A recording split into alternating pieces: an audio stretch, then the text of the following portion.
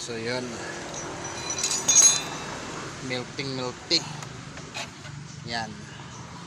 Good day mga katots. For today's video, nandito po tayo ngayon sa JRCCM Auto Repair Shop. Sa video na to, meron tayong isang pasyente na yung kanyang coolant ay nagmukhang caramel. So, ang possible cause niyan is naghalo yung kanyang oil at saka yung tubig. Ang possible cause niyan mga katots, bakit naghalo yung langis at tubig, dahil itong kanyang lube oil cooler ng kanyang transmission ay may sira or nabutas. Kasi yung lube oil cooler ng kanyang transmission ay naka-attach dito sa radiator. Commonly nangyayari ito sa mga mayroong automatic transmission na mga kotse. Pero mga katots, meron ding ibang automatic transmission na nakaseparate yung kanyang lube oil cooler.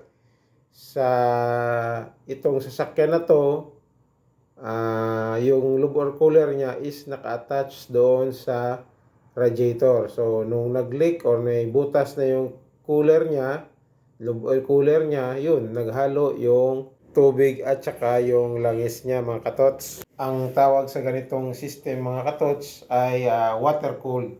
Meron din tayong tinatawag na air cooled. Yan yung nakaseparate. Meron siyang parang radiator na maliit na nakaseparate at yung hangin yung nagpapalamig sa kanya.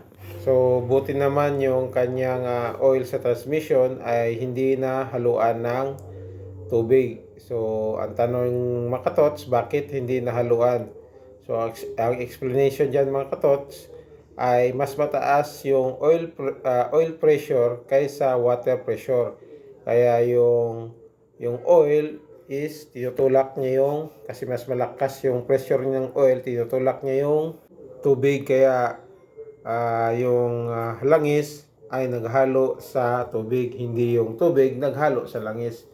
Kaya tubig doon sa kanyang transmission kasi mas malakas ang pressure ng oil kaysa tubig. So yun ang explanation mga katots, bakit hindi napunta yung tubig doon sa transmission.